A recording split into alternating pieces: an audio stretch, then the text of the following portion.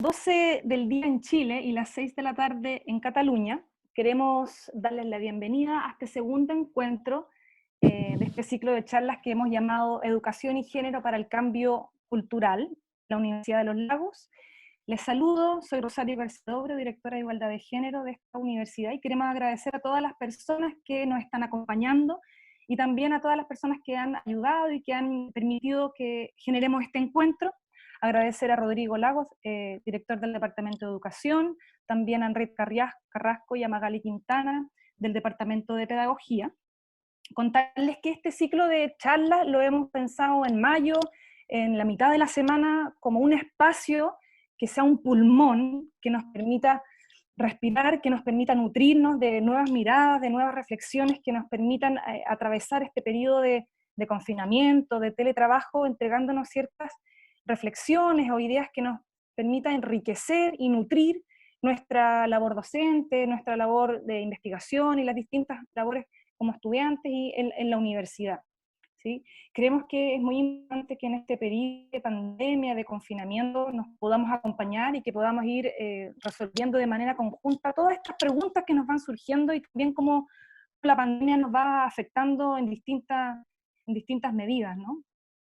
No queremos dejar atrás y olvidarnos de esta dimensión de género, ¿no? Y pensamos que esta pandemia no nos está afectando de igual manera a grupos de hombres, a grupos de mujeres, y por eso creemos que pensar en la igualdad en educación, es un tema importante y que se hace más eh, relevante hoy en día en este contexto, ¿no? En este periodo en donde todas las desigualdades se están exacerbando muchísimo, ¿sí? La pasada estuvimos con Sandra Araya, con quien estuvimos hablando acerca de esto mismo, ¿no? De qué manera nos está afectando la pandemia y de qué manera también está afectando de manera muy intensa a los grupos más vulnerables, de niñas, de mujeres también, y a quienes están trabajando de manera informal, como también este proceso pandémico, ¿no? Está exacerbando las violencias y también la pobreza, y qué podemos ir haciendo nosotras y nosotros como agentes de cambio, ¿no? Como también podemos responsabilizarnos también desde nuestro trabajo como docentes en la universidad, y cómo podemos ir permitiendo que estas transformaciones vayan incorporando este sentido de justicia, ¿no? Este sentido de que hoy en día se hace tan necesario en nuestro contexto. Hablamos también sobre una educación inclusiva, ¿no? Cómo pensar una educación inclusiva en este periodo de pandemia, ¿no? Y hablamos sobre lo importante que es reconocer estas violencias de género y ver de qué manera se está articulando en los espacios, las distintas instituciones, en la universidad, en nuestra docencia, ¿no? Y en el acompañamiento que estamos haciendo al estudiantado en este periodo de clases virtuales. También hablamos sobre las dificultades de acceso a la tecnología y cómo esto también está generando ciertas brechas de aprendizaje y, en el estudiantado, ¿sí? Cómo podemos nosotras ir interviniendo para ir acortando estas brechas e ir permitiendo, posibilitando un proceso de aprendizaje y de enseñanza que sea situado, ¿no? Y que sea humano, que a pesar de que esté virtualizado, también no pierda esta calidad humana y del cuidado de las personas, ¿sí? Bien, para hoy tenemos a una invitada, una relatora que yo estimo muchísimo porque admiro mucho toda su trayectoria y su trabajo. Queremos invitarles a que hoy día podamos pensar en educar en igualdad en tiempos de pandemia, y para eso hemos querido invitar a Marina Subirats. Es difícil resumir a Marina porque ella ha sido una mujer muy importante en los procesos de educación y género en España y en Cataluña. Ella es catedrática emérita de Sociología de la Universidad Autónoma de Barcelona. Ella ha sido directora del Instituto de la Mujer, también concejala de Educación, y además ha tenido un rol muy importante político, ¿no? Y histórico con lo que ha sido promulgar la igualdad y la coeducación en las escuelas, ¿no? Y en la enseñanza, tanto en Cataluña como en España y en el mundo, ¿no? Y por eso se nos hace un regalo, es un verdadero regalo. Yo te agradezco muchísimo, Marina, de que hayas querido aceptar nuestra invitación y que quieras conversar con nosotras sobre qué significa pensar en igualdad en tiempos de pandemia, ¿no? ¿Qué significa pensar en igualdad en educación superior, en este contexto en el que estamos cambiando constantemente, en el que los sentidos de urgencia se van diluyendo y en el que muchas veces como profesoras y profesores no sabemos dónde y cómo situarnos. Así que, bien, te agradecemos nuevamente que puedas estar con nosotras. Hasta el momento tenemos a 50 personas que nos están escuchando. La idea ahora es que tú nos puedas compartir tus reflexiones y después que podamos dejar un espacio de diálogo. Yo te voy a avisar a las 12 menos 20, menos cuarto, en caso que no hayas terminado, para que podamos entrar en un pequeño diálogo y saber cómo poder enfrentar este periodo desde la igualdad. Muchísimas gracias, Marina, y te estamos escuchando.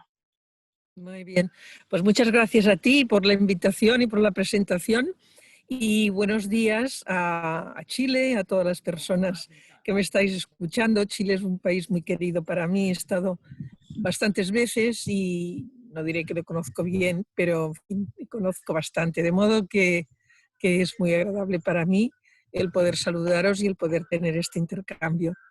Este intercambio sobre temas de coeducación empezó para mí con Chile hace 40 años casi, ¿eh? O sea que lo que pasa es que bueno, pues ha habido periodos en que hemos hablado más, otros menos, depende a veces de la coyuntura de cada país. Bien, pues en esta etapa de pandemia yo creo que justamente se ha puesto de manifiesto la necesidad de introducir en la cultura toda una serie de dimensiones que nunca han sido muy valoradas. ¿Por qué? Porque precisamente estaban atribuidas al género femenino, eran parte del género femenino, que es todo lo que resumimos en el término del cuidado, pero que en realidad es amplísimo, porque pues va desde dar la vida en términos biológicos hasta acompañar hasta el último día, ¿no?, a las personas, es decir, y todo lo que significa pues, el dar cariño, el cuidar, el preocuparse por la otra persona, el saber si todo va bien, el estar atentas a lo que pasa. Y todo esto, que es algo que las mujeres hemos realizado de una manera, o sea, porque era nuestro mundo, era lo que se atribuía a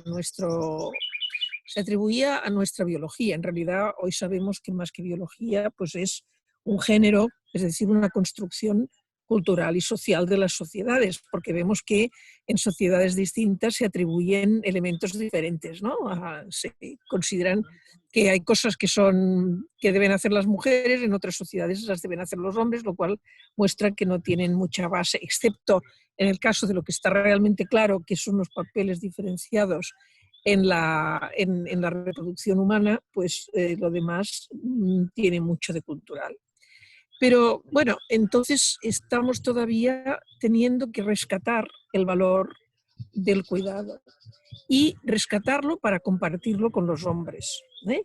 Y ahí yo creo que hay que tener una idea muy clara, que es: las mujeres hemos querido acceder al saber, acceder al trabajo, acceder al empleo, a los recursos, a las decisiones políticas, es decir, compartir lo que los hombres habían decidido que era su ámbito y en el cual estábamos fuera. Estamos en ello, todavía no hemos logrado el 100% o el 50%, que es lo que nos tocaría, pero hemos avanzado muchísimo, ¿eh?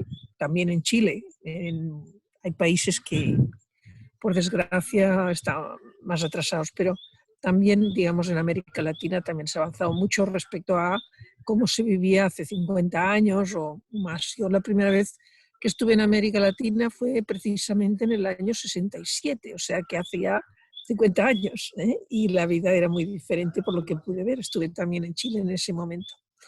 Bien, entonces todo esto nos hace repensar la cultura y darnos cuenta de que tenemos que acelerar todo el cambio cultural que nos lleva a revalorizar todo lo que había sido tradicionalmente propio, considerado propio del género femenino, y darle más valor social y compartirlo, social y económico, más valor social y económico también, y compartirlo. Entonces, porque, por ejemplo, yo no sé en Chile cómo esto está sucediendo, pero en España hay como la sorpresa de decir: caramba, a la hora de la verdad, cuando tenemos un problema grave, resulta que quienes están trabajando, quienes ayudan, pues son mayoritariamente mujeres, y mujeres mal pagadas, ¿no?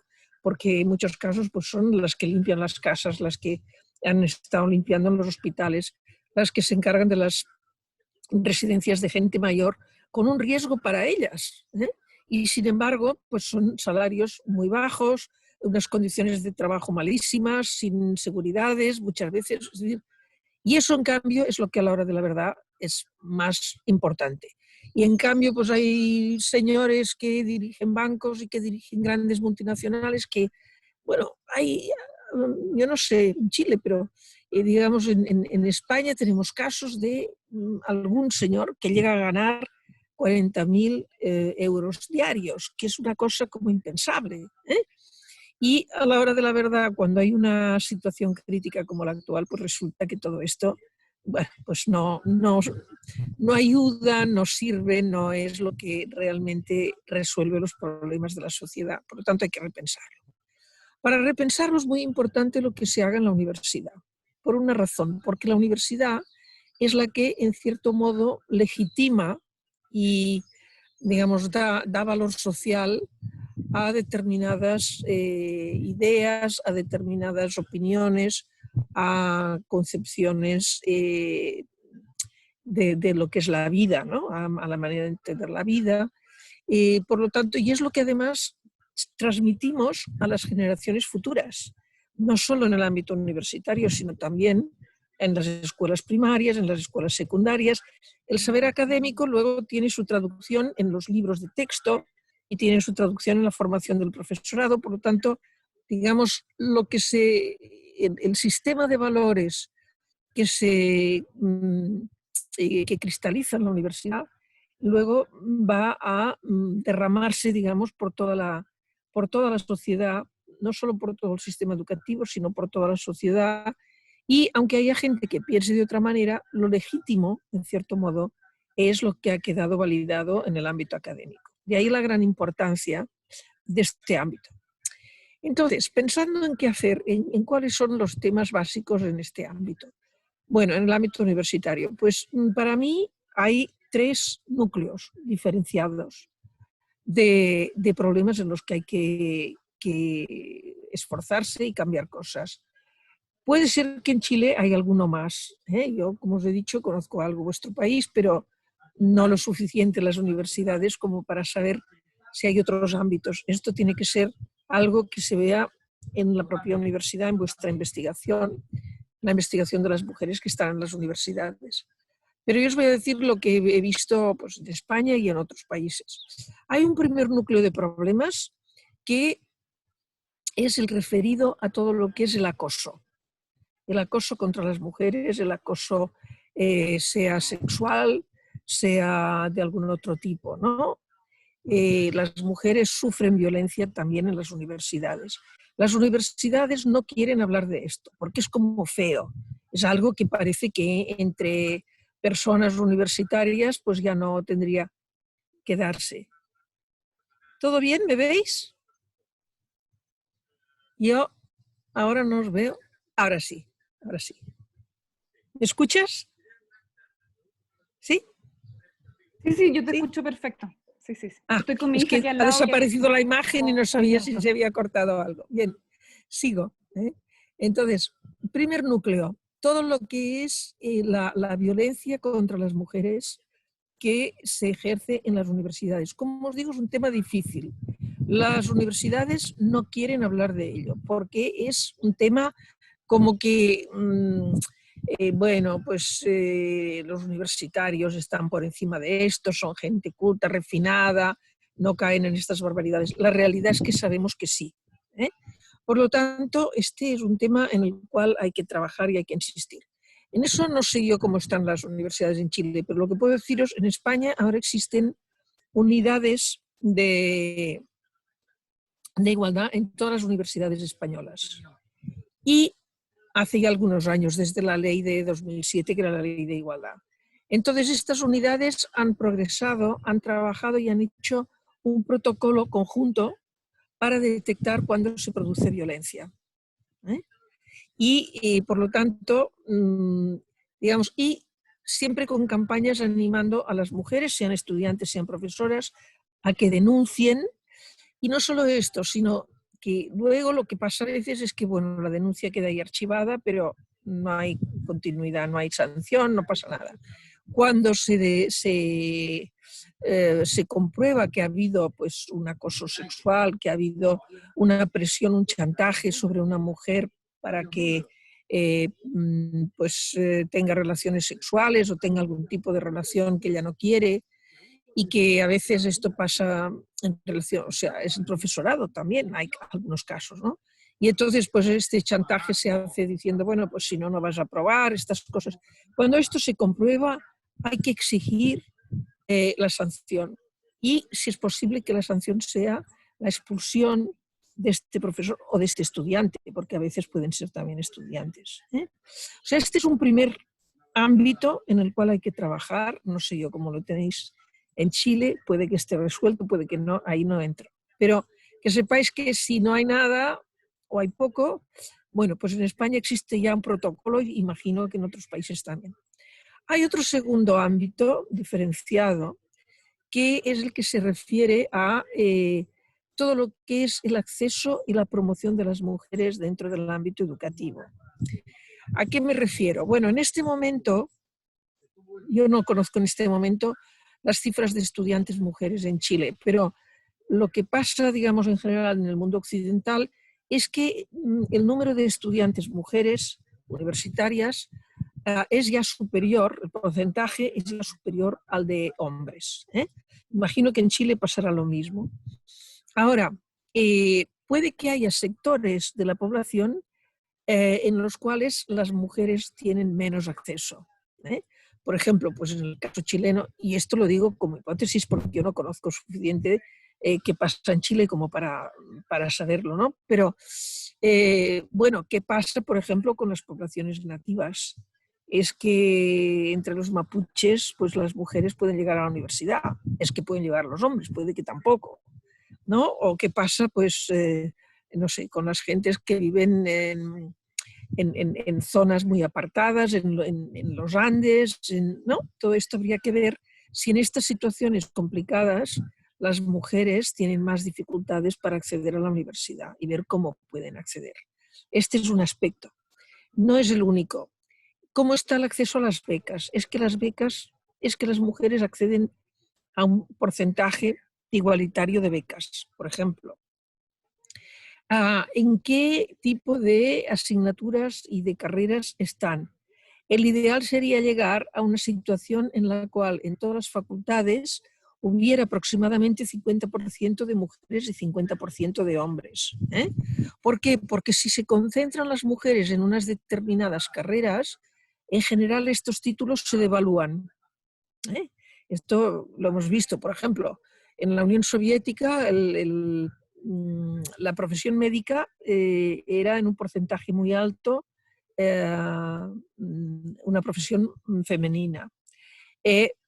Esto implicó que bajaron los salarios de los médicos y de las médicas, o sea, como profesión, y quedó devaluado, porque como eran mujeres, pues era una cosa que no valía. Entonces, digamos, siempre que una profesión está muy feminizada, tiende a bajar los salarios y a bajar el prestigio.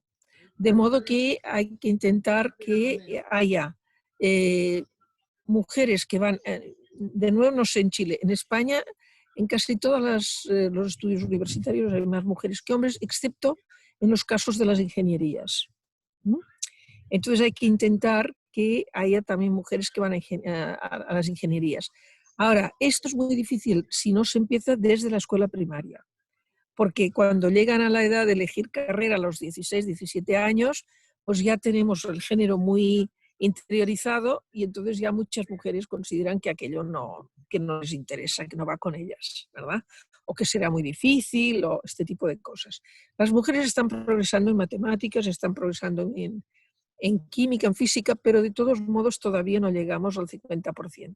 Y a la inversa, hay que hacer que los hombres vayan también a los estudios que se consideran propios de mujeres, ¿no? Pues, por ejemplo, el magisterio, filosofía, letras, humanidades, para que estos estudios estén también compensados. Luego, dentro de este mismo capítulo, hay toda la cuestión del profesorado. En el profesorado, ¿qué vemos? Por lo menos en España es así y en la mayoría de países europeos. Las mujeres hemos entrado ya como docentes en las universidades, también en Chile, evidentemente, pero estamos sobre todo en los niveles más bajos del escalafón. Es decir, por ejemplo, pues en España el porcentaje de mujeres catedráticas es aproximadamente solo de un 25% de todos los catedráticos. ¿Eh? Es decir, la mayoría son hombres. Si miramos qué ocurre con los rectores de universidad, hay poquísimas mujeres, las hay ahora ya, pero hay poquísimas mujeres que hayan llegado a ser rectoras. O hay también menos mujeres que sean decanas de las facultades. Es decir, todo lo que es la promoción de las mujeres. Ahí ha habido políticas importantes en el sentido a veces de lo que se llama la discriminación inversa, ¿no? Si en un departamento todos son hombres, pues y hay una plaza, pues dar una prioridad a alguna mujer que se presente. La discriminación inversa es complicada y muchas veces ha traído, digamos, bastantes complicaciones, porque además es como todo el tema de las cuotas, que a veces lo que pasa es que entonces se dice, bueno, esta pues está aquí porque es la mujer cuota, pero no porque valga, ¿verdad? Es una manera como de desprestigiar. Entonces, bueno, hay que ver cuáles son los canales por los cuales se puede ir llegando a un 50% de mujeres también en las universidades, en los niveles altos, en los niveles de dirección de las universidades. Bien, por lo tanto, este es como el segundo ámbito que hay que atender.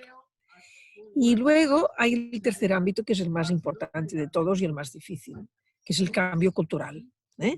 Los primeros también inciden en el cambio cultural, porque claro, pues ¿cómo vamos a dar importancia a las mujeres si luego resulta que no las promocionamos o que no pueden ser rectoras de universidad? Pero digamos, lo fundamental del cambio cultural, en el caso universitario, ¿en qué consiste? Consiste pues, en que necesitamos hacer, yo muchas veces lo he comparado a cuando decimos la cultura de las mujeres es como la otra cara de la luna. Sabemos que existe, pero no la vemos. Y para que conozcamos completamente la luna, tenemos que conocer las dos caras. No es sustituir una cosa por otra, es completar. Porque hay la mitad del conocimiento de la humanidad que ha quedado excluido de las universidades. Entonces aquí, digamos, el ámbito, o sea, la operación, yo creo fundamental hacer, es una operación muy amplia que es de revisión sistemática de toda la cultura académica, y ahí me refiero a todo tipo de disciplinas, o sea, no solo se trata de las ciencias sociales o de las letras, sino también de las ingenierías, de todo tipo. Entonces, aquí hay que hacer esta revisión de toda la cultura occidental para que veamos pues, varias cosas. En primer lugar, cuáles son, o sea, eliminar los elementos de carácter misógino, que están absolutamente metidos en toda la cultura occidental. Por ejemplo, si tomamos los filósofos, me refiero a este ejemplo porque ya ahí ha habido ya bastantes trabajos hechos, pero digamos con algunos filósofos todavía, no con todos, ¿no? Entonces, bueno, pues por ejemplo una española que trabajó sobre esto, Celia Morós, no sé si conocéis los trabajos de Celia, son magníficos. Entonces ella, ¿qué toma? Pues toma Aristóteles y lee Aristóteles y ve todos los aspectos misóginos que están en Aristóteles. ¿Qué significa esto? ¿Que decimos Aristóteles era un idiota? No, Aristóteles aportó muchísimo, pero en este ámbito está reflejando la cultura y los prejuicios de su época, el machismo y el androcentrismo, porque la cultura ha sido básicamente creada por los hombres desde sus necesidades, su punto de vista, sus intereses. Entonces, claro, pues está, digamos, es toda vista desde los ojos de los hombres. Por eso hay que ahora completarla viéndola desde los ojos de las mujeres, ¿no? Entonces, no se trata de que borremos a Aristóteles de la historia de la filosofía, pero se trata de que cuando transmitimos a Aristóteles seamos capaces de situar cuáles eran los prejuicios de su tiempo y hacer la crítica, ¿verdad?, a esto.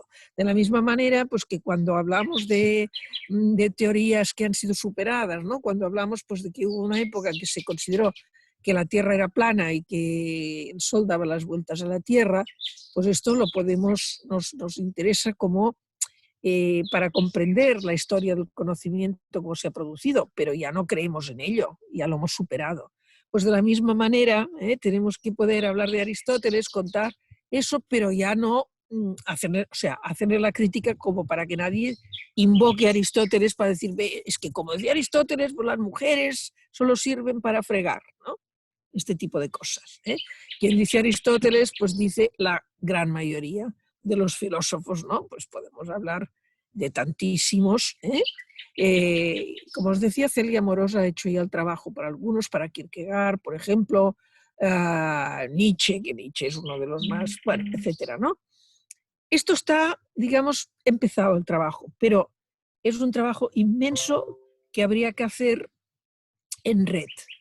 Y yo lo que he sugerido muchas veces sin conseguirlo, pero en fin, es que, por ejemplo, pues la Unión Europea o quien sea, pues que cree una red de mujeres universitarias que están trabajando y que se reparten el trabajo y que unas miran unos autores, las otras los otros, y así van, digamos, rastreando todo lo que es misoginia en la cultura académica y haciéndole la crítica y, digamos, dándole la vuelta, ¿no?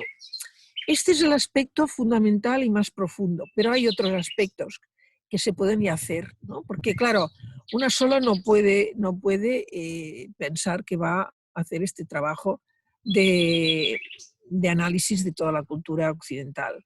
Por lo tanto, esto hay que hacerlo en red, pero puedes hacer algunas cosas. Entonces, ¿qué cosas se pueden hacer ya? Bueno, pues hay algunas que son más simples y que son importantes. Por ejemplo, darse cuenta de que en los libros de texto apenas aparecen mujeres. Pequeños análisis de los libros de texto que se pueden hacer incluso con el alumnado y son muy interesantes para ver qué pasa con las mujeres. No han existido, no están en la historia, hay una o dos solamente. Bueno, digamos, el vacío de la existencia de las mujeres en el conocimiento. Primera cosa. Segunda cosa, muchas mujeres crearon conocimiento y conocimiento del tipo del conocimiento académico, ¿no? Pues ciencia, cultura de muchos tipos, literatura, arte. Bueno, sistemáticamente las mujeres quedan borradas, la obra de las mujeres queda borrada de la historia, ha quedado borrada de la historia. Cuando yo era niña recuerdo que encontré un libro que decía 40 mujeres importantes en la historia. Y de todos los libros que leí, que fueron muchos, este me quedó en la memoria porque era una cosa diferente, ¿no? Porque era insólito. O sea, bueno, en realidad, ¿quiénes eran estas mujeres? Pues algunas de ellas eran las amantes de los reyes, o reinas, o santas, pero mujeres creadoras, pues no. Hace 50 o 60 años, la única de la que se hablaba era de Madame Curie, pero ya después de Madame Curie es como si... No, y cuando dices, bueno, ¿y por qué no están las mujeres en los libros? Bueno, porque las mujeres no han hecho nada, no han escrito nada, no han inventado nada, Por lo tanto, rescatar la obra de mujeres que hoy está empezando ya. Tenemos ya muchas de ellas. De esto ya hay bastante trabajo realizado, pero seguramente que todavía es un trabajo muy insuficiente, que todavía nos faltan muchísimas mujeres por rescatar, ¿verdad? Y además esto, pues bueno, depende de cada país y cada cultura, porque pues para mí es difícil saber que mujeres chilenas, ¿no?, tuvieron, digamos, fueron creadoras y pues conozco a algunas mujeres Gabriela Mistral y algunas otras porque destacaron mucho, porque tuvieron premios, pero muy poquitas, pero seguramente que ha habido muchísimas escritoras, ha habido muchísimas compositoras, ha habido muchísimas pintoras, ha habido... Lo que pasa es que su obra ha quedado perdida o a veces firmada por su marido, por su padre, por lo tanto ocultada, digamos, la autoría, ¿no? Por lo tanto, recuperar mujeres para saber que las mujeres no es que no seamos capaces de crear, es que lo que hemos creado en términos culturales, pues la mayoría de las veces ha sido totalmente negligido y olvidado. Luego hay otro aspecto que es también mucho más profundo, que es este que decía, la otra mirada, ¿no? Que es, la cultura ha sido creada desde el punto de vista masculino y por lo tanto muchas de las cosas se explican incluso con ejemplos estrictamente masculinos. Por ejemplo, una de mis compañeras, que era profesora, ella no era profesora de la universidad, pero era profesora de instituto, de la enseñanza media, y ella era profesora de física y química, y entonces empezó a desarrollar un método para explicar la física y la química a partir de la cocina. Y entonces, bueno, pues si tienes que explicar pues, qué pasa cuando algo lo calientas, pues resulta que se ve que en determinados casos, pues si calientas el hielo se convierte en agua y se puede convertir en vapor. Y en cambio otras cosas pues pasan de líquido a sólido. Por ejemplo, si fríes un huevo, pues resulta que pasa de líquido a sólido, ¿no? Entonces, estos son transformaciones físicas o químicas mucho más cercanas a la población, porque cualquier chico o cualquier chica ha visto en su casa freír un huevo o ha visto derretirse el hielo o lo que sea.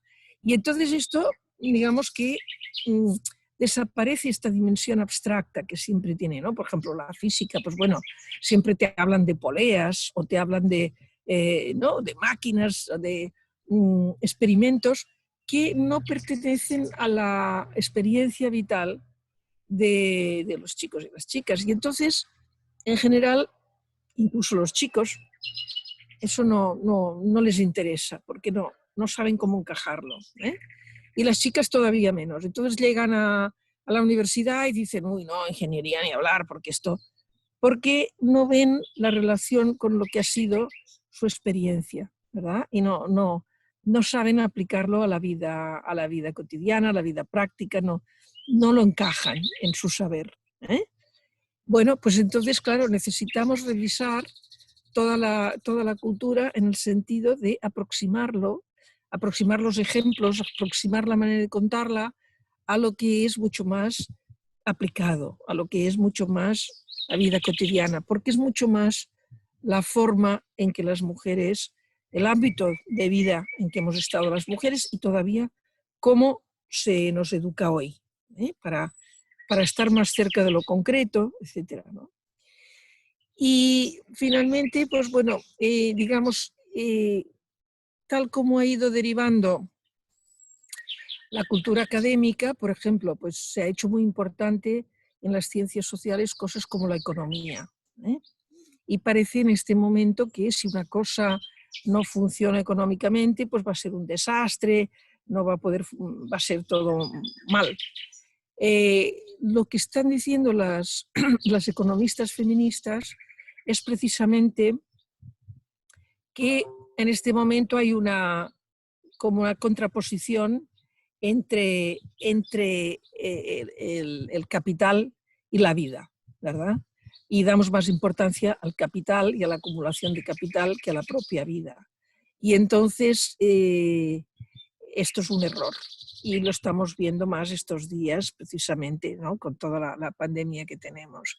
Entonces, digamos, tenemos que cambiar también la orientación de muchos de los valores que están orientando la investigación y que están orientando nuestros intereses intelectuales para acercarlos más al cuidado de la vida, ¿eh?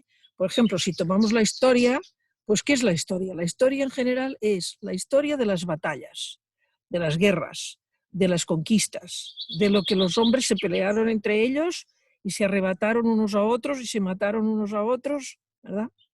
bueno, pues si no hubiera, y la historia de cómo hemos nacido, y de cómo se nos ha educado, y de cómo se nos ha criado, y de lo que hemos comido, y de lo que hemos guisado, pues esta es la historia de la vida, ¿no? La otra es casi la historia de la muerte o del poder, ¿no?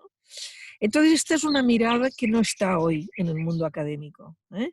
Y que tenemos que ir introduciendo. Y que en realidad en todas las disciplinas tiene su manera de introducirse, ¿verdad? Yo lo veo, bueno, yo soy socióloga, entonces lo veo en el mundo de la sociología, en otros me será más difícil verlo. Pero otras profesoras de otras disciplinas, en el derecho, por ejemplo, fundamental, fundamental el tener otra mirada, y así sucesivamente. No sé si ya me se ha acabado mi tiempo. ¿Sí? No te oigo ahora. Que todavía, si quieres, tienes unos 10 minutos. Ah, bien. Entonces, bueno, esto más o menos es lo que os quería explicar. Para entrar luego ya en cada disciplina, pues bueno, yo no puedo entrar en todas porque esto ya es un trabajo que pues las mujeres que están, por ejemplo, de profesoras de derecho, tienen que saber ellas cómo cambiar, ¿no? Las que están en matemáticas, lo mismo, porque incluso en las matemáticas seguro que hay toda una mirada masculina que hay que complementar, etc. Entonces, ¿qué es lo importante hacer? Bueno, lo importante es que tengamos equipos de investigación, ¿eh? Antes os he hablado del aspecto de promoción de las mujeres desde el punto de vista de que como estudiantes y profesores de universidad. En la investigación ello también es muy importante, ¿eh? Hay que mirar, estos son datos que podéis mirar para ver cómo está en Chile las cosas y en cada universidad. ¿Cuántas mujeres hay en investigación? ¿Cuántas mujeres tienen dotaciones de dinero para investigar? ¿En qué ámbitos? Y promover que haya más mujeres. Y que además, pues digamos, lo que es necesario es lo que hemos dicho, transversalizar. Supongo que esta palabra la conocéis porque fue uno de los términos que acuñamos en Beijing en el 95, y que a partir de ahí pues se ha hecho muy conocida, ¿no? Transversalizar, es decir, aquí tenemos un dilema que no se ha resuelto bien del todo, que es el siguiente. En España, y yo creo que fue lo mismo en Chile, cuando en los 80, cuando empezamos, digamos, con las investigaciones feministas, lo que se hizo fue crear, y dentro de las universidades, grupos de estudios de la mujer, con distintos nombres, ¿no? Institutos o, bueno, pues con diferentes nombres, pero digamos, agrupar a todas las mujeres que estaban interesadas en analizar los temas de feminismo y de las mujeres y a partir de allá pues empezar. Pero luego lo que se vio es que esto permitía avanzar, pero no se diseminaba, no se difundía, porque era visto como, bueno, lo que dicen las de género, ¿eh? Pero en cambio, digamos que la mayoría de profesorado de las facultades pues seguía con sus libros y con sus paradigmas de siempre y no cambiaba nada. Con lo cual se vio, esto fue, como te digo, fue uno de los elementos fundamentales que se vio en la conferencia de Beijing. Hasta aquel momento, no solo en las universidades, en todas las políticas de igualdad se había procedido a través de institutos que impulsaran la igualdad. Pero entonces se vio que esto había que transversalizarlo, es decir, había que llegar a todas partes. Os voy a dar una imagen que yo utilizo siempre porque esto se ve muy claramente. En el cuerpo humano, si solo tuviéramos el corazón y el corazón no estuviera conectado con las arterias y con las venas, pues bueno, la sangre no llegaría a ninguna parte, aunque el corazón impulsara, pues esto no se difundiría. Si no tuviéramos corazón y tuviéramos solo sistema circulatorio, tampoco se difundiría nada porque faltaría el impulso.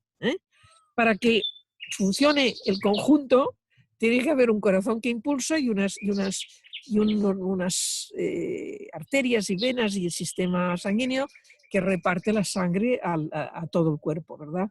Pues esto es lo mismo, es decir, necesitamos a la vez crear en las universidades unidades que trabajan estrictamente sobre el género y sobre el género en relación al mundo de lo académico, y al mismo tiempo hacer que lo que producen estas unidades sea luego difundido y llegue a todas las disciplinas, a todas las facultades, ¿verdad?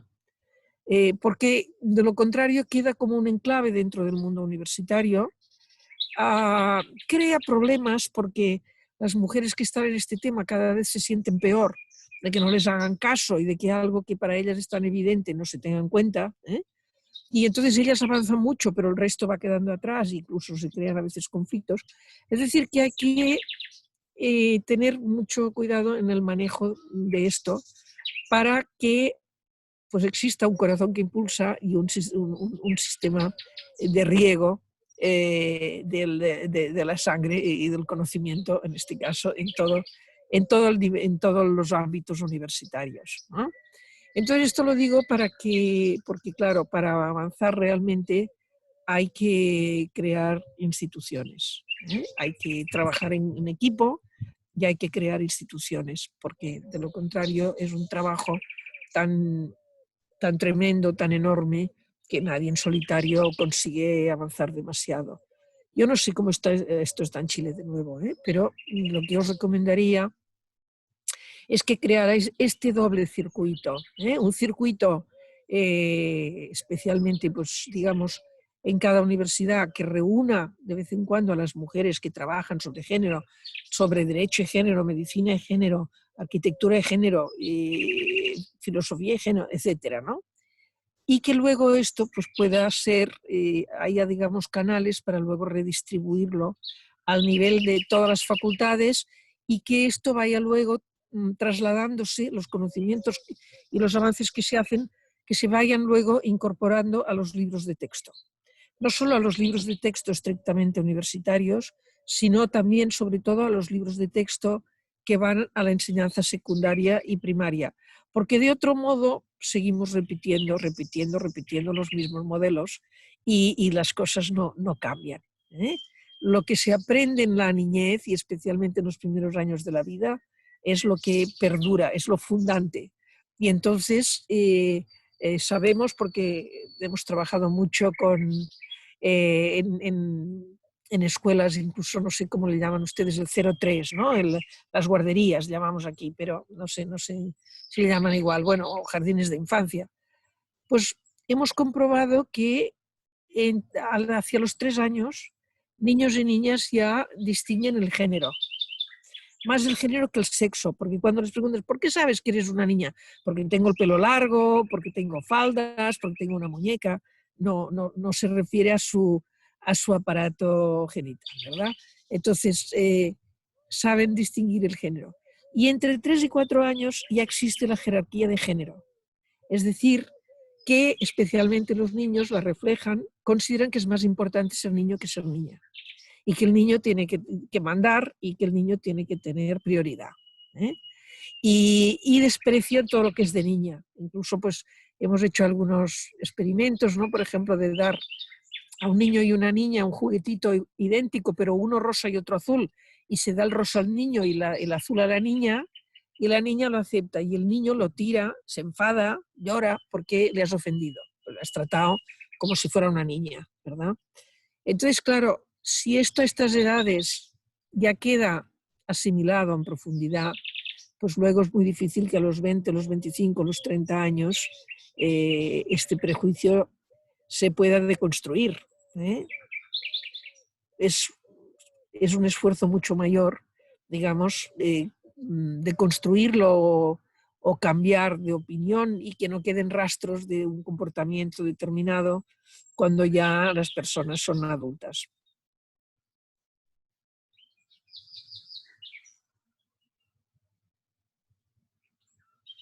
Bueno, pues si os parece hasta aquí. Ahora, si hay preguntas, pues trataré de contestarlas. Bien, muchísimas gracias, Marina, por por todo este recorrido que nos ha ido haciendo para ir abordando la igualdad en la universidad. Aquí tenemos que Jocelyn tiene la mano levantada. Jocelyn.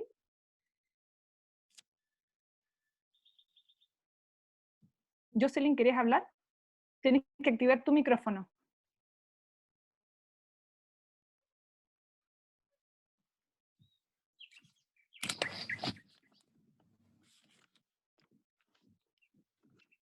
Parece que Jocelyn no voy a... Entonces, Jocelyn, te voy a apagar el micrófono. Y Andrea Minte también quiere conversar con nosotras. Andrea, tienes activado el micrófono.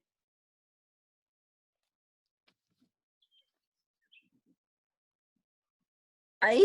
¿Me Sí, ahí sí. escuchas? Sí, sí, sí. Te escuchamos. Sí. Sí, muchas gracias. Marina, un gusto conocerla, digamos, personalmente a través de este medio. Yo he leído mucho sus escritos, tengo varios textos que conozco suyos que datan de la década del 90 y algo, de verdad me parece muy interesante poder conversar con usted y conocerla, aunque sea por este medio. Bueno, me parece interesantísima su presentación con todos estos ámbitos que usted señala, y me parece a mí, en realidad, que todas de alguna forma, o yo al menos, hemos sufrido y hemos tenido experiencias relacionadas con estos tres ámbitos que usted menciona, desde el acoso hasta al cambio cultural. Yo quisiera preguntar respecto de los textos escolares. Mire, hace varios años, el 2015, trabajé con una profesora cubana y nosotros hicimos análisis de textos escolares chilenos y cubanos de historia, y fue un estudio muy interesante, y en realidad desde mi tesis doctoral, que fue sobre textos escolares, he trabajado ese tema y me parece fundamental hacer cambios importantes y radicales y escribirlo con la otra mitad, es decir, con todos los aportes de las mujeres, y cambiar la cultura escolar. En realidad es un tremendo desafío. Yo hace años estoy trabajando en ese tema, específicamente en el cambio de los textos escolares con predominancia de las mujeres como figuras centrales. Y no escribir la historia, como usted bien dice, desde la muerte, porque siempre está basado en héroes, en batallas, en personajes y en muerte en general. ¿Qué experiencia tiene usted de esos cambios culturales a raíz de los textos escolares? En Suecia, por ejemplo, hay una gran cantidad de estudios sobre textos escolares, y en el mundo, en Alemania también hay un instituto muy importante de textos escolares, en España también está el MANES, el Manuales Escolares, pero ¿qué más podría usted decirnos respecto de los textos y de los cambios en cuanto al contenido de los textos que se ha hecho, por ejemplo, más en España en los últimos años? Bueno, desgraciadamente poco. ¿Por qué? Pues porque se ha hecho muy poco en España en este sentido. Y no porque no lo hayamos intentado, porque el primer estudio que se hizo en España, que yo conozca, fue ya en el 87. Y ya se vio que las mujeres apenas estaban presentes en los libros de texto. Y cuando estaban presentes, pues a menudo era, digamos, con roles totalmente tradicionales, ¿no? El último estudio que se ha hecho que yo conozca en España demuestra que estamos igual. Es decir, que los libros de texto no han cambiado, que hay muy pocas figuras de mujer, muy poca referencia a las mujeres, que en los libros de texto donde aparecen más mujeres es en los libros de idiomas modernos. ¿Por qué? Pues porque como ahí hay que aprender un vocabulario de lo cotidiano, pues aparecen las mujeres haciendo el breakfast y estas cosas, ¿no? Es decir, en papeles absolutamente tradicionales. Entonces, desde los 80 en España, yo estuve en contacto ya entonces con el Instituto de la Mujer para temas de educación, y bueno, primero se creó un premio para premiar a las editoriales que cambiaran los textos. Se dieron premios, pero los cambios eran mínimos. Y después, bueno, ha habido intentos, cuando yo fui directora del instituto también lo intentamos. No, las editoriales son muy tradicionales, hay algunas que cambiaron un poco, pero la mayoría no. ¿Por qué? Porque el profesorado pues, sigue seleccionando estos textos. La única manera es que el profesorado tome conciencia y entonces un texto que sea un texto que sea sexista, porque no están las mujeres, pues resulte que no lo recomienda, no lo usa. ¿eh?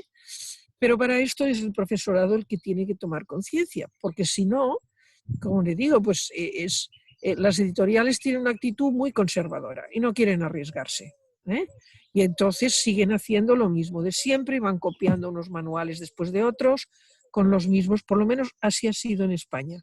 Se ha avanzado algo más en el terreno de los cuentos no sexistas. Es decir, para los niños y niñas pequeños, pues bueno, ahí sí habíamos ya hablado de cómo los cuentos, sobre todo los cuentos tradicionales, pues bueno, pertenecen a una etapa de la historia en que la sociedad era muy sexista. Entonces, efectivamente, pues Blancanieves tiene que esperar al príncipe y Cenicienta igual, y etcétera. Y entonces siempre, digamos, el papel pasivo de la mujer.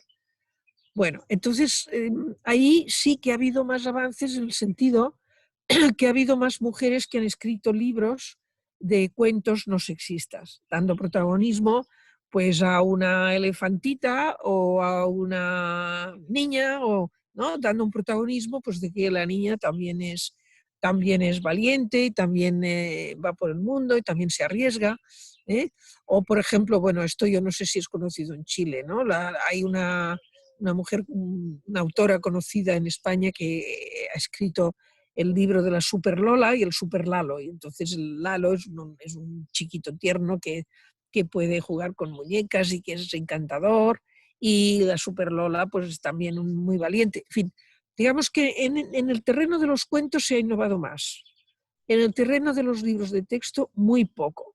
Lo que sí se ha hecho bastante son unidades que muchas veces se utilizan para el Día de la Mujer, el 8 de marzo, que han hecho las maestras, que es pues, hablar de tal mujer o de tal otra mujer y descubrir pues, que ha habido pintoras, que ha habido escritoras, que ha habido científicas, pero esto raramente se ha incorporado a los libros de texto como tal. Es decir, ahí estamos todavía mal, a pesar de que esto ya está en la ley del 2004 española, que era contra la violencia de género, y había toda una parte educativa que esto ya estaba, y que está también en la ley de 2007. Pero bueno, pues los avatares políticos también, pues bueno, luego vino un gobierno de derechas muy conservador y contrario al avance de las mujeres, entonces todo esto se paró, etcétera, ¿no? De modo que ahora en este momento, bueno, pues puede abrirse una oportunidad para que las cosas cambien. He hablado con él, que es el ministro de Universidades, que es un amigo, y entonces él tiene la intención de realmente poder dar un cambio a todo este tema. Pero en fin, fácil no es, de modo que no me extrañaría que en Chile más o menos la situación fuera parecida. Bien, muchas gracias, Marina. También tenemos una pregunta de Mauricio. Mauricio levantó la mano, está por allí. ¿Puedes activar tu micrófono, Mauricio? Sí, ahí estoy. ¿Me escuchan? Sí, te escuchamos. Sí, bueno, lo primero, un gusto y dar las gracias por esta actividad, un gusto conocer a Marina y poder escucharla, poder aprender de ella. Yo trabajo en la Unidad de Equidad de Género del Ministerio de Educación y la verdad es que me interesaría hacerle una pregunta que tiene relación con la primera parte de la reflexión que hizo a partir de la pandemia y a partir de lo que se ha reflexionado a partir del COVID, digamos, de todo esto, y que tiene relación con el trabajo de cuidado. Yo creo que efectivamente la pandemia nos ha puesto a todos en la coyuntura de asumir tareas de cuidado, asumir trabajo doméstico, asumir y valorar, por así decirlo, estos espacios de trabajo doméstico que siempre han sido espacios feminizados y han sido espacios subvalorado, y eso se nota en la remuneración económica, digamos, del trabajo doméstico, sobre todo en Chile. Pero mi pregunta tiene que ver desde el punto de vista de los programas. O sea, ¿cómo podríamos desarrollar algún programa? ¿Cómo podríamos desarrollar alguna iniciativa que en el caso de los varones que se desempeñan profesionalmente o en el caso del mundo masculino, que se pueda valorar el trabajo doméstico, que se pueda valorar el trabajo de cuidado, de modo que se comiencen a realizar estas restauraciones, por así decirlo, de igualdad en este tipo de actividades que son tan simples y tan domésticas, valga la redundancia, pero que tienen directa relación con el equilibrio de género al interior de las familias chilenas. En concreto, nos resuena mucho el hecho de que ahora que en Santiago de Chile, como me imagino en Europa y en muchos lugares, hay teletrabajo, no es el mismo teletrabajo de los varones que el teletrabajo de las mujeres. Las mujeres en muchos casos tienen que estar en la casa viendo lo que es la cocina, el cuidado de los hijos, el cuidado de adultos mayores, aparte de eso su trabajo, y todo lo que es el trabajo doméstico. En cambio, que nos encontramos con varones que nos dedicamos solamente a nuestro trabajo y el resto nada más. Entonces, la pregunta sobre el trabajo doméstico y la valoración, cómo los varones podemos generar a través de un programa, no sé, valorar ese tipo de actividades, incorporándola a nuestra vida, es un desafío que nosotros tenemos que asumir, digamos, también. Entonces, sobre eso quisiera preguntarle si tiene alguna fórmula, si conoce algún programa, si conoce alguna metodología, algo que nos pueda dar algunas luces al respecto. Eso. Bien, mire, no es un problema únicamente de Chile, es un problema general, ¿eh? O sea, en toda una primera etapa del feminismo, bueno, la lucha de las mujeres era por incorporarse al mundo del trabajo pagado, pero asumiendo también lo que era tradicional, que era el trabajo doméstico. Claro, ha llegado un momento en que las mujeres hemos visto que incluso nos es muy difícil progresar en el trabajo pagado si además tenemos que llevar la carga del trabajo doméstico en solitario. Entonces, digamos que las mujeres hemos aceptado toda una parte del trabajo masculino y ahora hay que hacer el movimiento inverso, que los hombres acepten toda una parte del trabajo femenino. Que además, pues bueno, como trabajo tiene sus cosas positivas y sus cosas negativas, como todo trabajo. Como todo el trabajo profesional, igual, pues hay cosas que son interesantísimas, pero hay cosas pues que son duras. Bueno, pues el trabajo doméstico lo mismo, o sea, fregar, limpiar, todo esto, pues en general lo consideramos que es un trabajo que no es muy interesante, pero en cambio cuidar a las personas es interesantísimo, quizá lo más interesante que existe, ¿no? Por lo tanto, los hombres tienen que descubrir todo este ámbito. Entonces, esto, digamos, empieza por la educación, de nuevo, ¿eh? Aquí pues tenemos programas que ya estamos ahora trabajando mucho en coeducación. Entonces, en coeducación, pues los niños tienen que aprender, tienen que poder jugar a las muñecas, tienen que poder, como las niñas, alguno querrá, otro no querrá, pero que esto sea normal, porque si un niño está jugando con una muñeca y le dices, oye, pero esto es de niña, ¿tú qué haces? Entonces el niño ya nunca más querrá saber nada, ¿no? Entonces, normalizar, digamos, que el trabajo de cuidado desde que son muy chiquitos, pues no es trabajo de las niñas, es trabajo de todos, ¿eh? Hay que pensar que hemos visto muchas veces cómo las propias maestras, sin darse cuenta, utilizan a las niñas muchas veces para ayudar a los niños en las clases, ¿no? Y esto es como espontáneo, sin darse cuenta. O en la familia lo mismo, ¿eh? La mamá pues utiliza, ¿no?, a la niña para que cargue con su hermanito, o le consuele, o le cuide, y no al revés. Entonces, digamos, hay una parte que es la educativa. Ahora ya si vamos a la parte de los adultos. Si vamos a la parte de los adultos hay dos aspectos. Hay un aspecto que es el institucional. Tiene que haber momentos en los cuales los hombres puedan dedicarse a las tareas del hogar y casi sea una obligación para ellos. En este sentido se está impulsando todo lo que son los permisos parentales cuando nace una criatura, ¿no? Esto hace años ya que se hace en algunos países europeos. En España se está intentando ampliar el permiso parental para el hombre, para la mujer también, pero digamos, lo importante aquí es que el hombre tenga un permiso y que incluso, si puede ser, una parte del permiso la tenga solo el hombre. para que entonces pueda participar en todo lo que es el cuidado de su niño, de su niña bebé, de su bebé pequeñito, ¿eh? Y curiosamente, a mí hay hombres que me han dicho, esto es un mayor tesoro de mi vida, porque por alguna circunstancia, pues porque la mujer estuvo enferma, por lo que sea, tuvo que ocuparse de su bebé cuando nació, y esto descubrió ahí un tesoro de ternura, de placer, de relación, de todo, ¿eh? Que es algo que si no los hombres se pierden, porque, bueno, pues no tienen tiempo, tienen que ir a trabajar. Entonces, les tenemos que dar la oportunidad de que descubran todo esto. De hecho, ya estamos viendo que es más por dónde están entrando los hombres. Es decir, en España ahora vemos ya muchos hombres jóvenes que pues llevan a su bebé en brazos o colgado en el pecho, que alimentan al bebé. Bueno, hay otras cosas que es más difícil. Por ejemplo, el cuidado de la gente mayor. Ahí los hombres todavía se resisten mucho, ¿eh?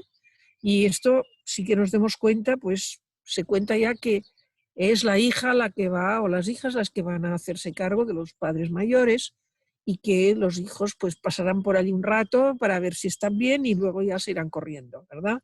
Entonces todo esto tiene que cambiar, ¿eh? Para mí la solución real no va a llegar hasta el día que no podamos hacer otra cosa que desde mi punto de vista es absolutamente necesario hacer, que es redistribuir el trabajo pagado. En este momento vemos que al aumentar mucho la productividad, pues mucha gente no tiene trabajo, porque ya no se necesita más trabajo, ¿no? Y entonces pues está el problema de la gente que está en el paro, que no tiene medios. Entonces, para mí la solución es redistribuir el trabajo. Y eso quiere decir, pues, contar, por ejemplo, con que trabajáramos 5 horas al día, ¿no? Hombres y mujeres. Si trabajáramos 5 horas al día, hombres y mujeres, pues sería muy fácil, porque entonces, por ejemplo, pues si la mujer trabaja por la mañana el hombre se ocupa de los niños o de los mayores o de la compra o de limpiar o de lo que sea, y por la tarde es al revés. Y no tendríamos por qué, cuando nace una criatura, inmediatamente buscar la manera de colocarla en alguna parte porque no tenemos tiempo, ¿verdad? Entonces, este tipo de cosas se pueden hacer. Hubo una experiencia que hicimos una vez, pero no se perdió el vídeo, que fue muy, muy interesante, que fue en un pueblo en España, trabajar con las familias, y entonces el sistema para hacerlo, para que los hombres entendieran y asumieran su parte, y los niños también, era, por ejemplo, que no, porque claro, si lo que ocurre es que la mujer dice, es que todo lo hago yo, es que no hacéis nada. Bueno, esto es una acusación que, digamos, pone mal a todo el mundo, y la gente se resiste y dice, bueno, pues si siempre lo haces tú, si tú lo haces mejor, pues ahora ¿por qué me gritas? No es el sistema es un sistema mucho más racional. Por ejemplo, ¿qué hacíamos? Bueno, pues teníamos a la hora de desayunar, por ejemplo, un domingo a la hora de desayunar, ¿no? Entonces iban apuntando todo lo que se hacía para preparar el desayuno, pues poner la mesa, tostar el pan, hacer zumo de naranja, en fin, lo que fuera, ¿no? ¿Y quién lo hacía? O sea, hacemos esto y ¿quién lo hace? Bueno, entonces y lo hacían toda la familia junta, ¿verdad? Con mucho detalle, es decir, pues hacemos el café, ponemos la taza del café, ponemos la leche, lo que fuera. Bueno, cuando se había hecho todo esto, se miraba qué había hecho cada persona. Entonces resultaba que la mamá había hecho prácticamente el 90% o el 100%, y los demás no habían hecho nada. Entonces era, bueno, ¿esto es justo? ¿Por qué? Si todos vamos a desayunar, ¿por qué resulta que una persona hace todo el trabajo y los demás no? Y por el camino de la racionalidad y la justicia se entra mucho más fácilmente, porque efectivamente el domingo que estamos todos en casa, que no es una cuestión de yo me tengo que ir corriendo a trabajar o a la escuela, bueno, pues es el día de descanso para todos. ¿Y por qué resulta que hay unos que trabajan y otros que no? Entonces, ¿cómo lo vamos a distribuir? Pues vamos a distribuirlo de otra manera. Y entonces lo discutían y veían, a lo mejor no era cuestión de que cada uno tuviera una parte, si eran 4, pues cada uno hiciera un 25%, porque pues, los niños a veces pueden menos, ¿no? O las personas muy mayores, pero distribuirlo de una manera adecuada a las capacidades y a las posibilidades de cada uno, de cada miembro de la familia. Y esto nos dio un resultado extraordinario. O sea, de esto hace, pues, 25 años más o menos, y todavía alguna vez que me encuentro con personas que participaron en esta experiencia, la recuerdan como un momento y cambiaron, ¿eh? Por lo que os digo, porque claro, muchas veces esto las mujeres lo hacemos como, hacemos todo el trabajo y el día que ya estamos agotadas, que no podemos más, pues empezamos a quejarnos, ¿eh? Y a decir, oye, pues esto, ¿por qué no lo haces tú? Y aquel dice, ¿y ahora por qué me cae esto? Yo no sé cómo hacerlo. En cambio, si de una manera racional haces el análisis y dices, bueno, esta parte es mi parte, y la mujer no la hace. Si un día nadie ha hecho café, pues no tenemos café, ¿no? Bueno, y entonces todo el mundo se queda sin café y todo el mundo se da cuenta de su responsabilidad. ¿Entendéis? Sé que parece una cosa muy simple, pero tiene mucha más profundidad de lo que parece, ¿no? ¿Por qué? Pues porque estamos en una sociedad que no nos da responsabilidades, ¿eh? Nos habla de tener derechos, no de tener deberes. Yo cada vez insisto más, un derecho va siempre junto a un deber, porque si yo tengo derecho a algo es porque alguien lo hace, para mí. Entonces es que esa persona tiene el deber de hacerlo para mí, ¿no? Por lo tanto, yo tengo ese derecho, algo tendré que hacer yo a cambio de recibir ese derecho, ese cuidado o lo que sea. Es decir, tenemos derechos, pero porque tenemos deberes, ¿no? Entonces, si lo planteas así y lo planteas como, bueno, pues oye, pues a partir de hoy el café lo hará el papá, ¿no? Y poner las servilletas, pues lo hará la niña de 8 años. Y poner el azúcar lo hará el niño de 5 años. Y esta es tu responsabilidad. Y si no lo haces, ese día no hay leche, no hay azúcar o no hay para nadie. Entonces ahí se va adquiriendo, incluso para los niños y las niñas, un sentido de la responsabilidad, un sentido también de que depende de mí el bienestar de los demás, ¿eh? Y por lo tanto no es un capricho.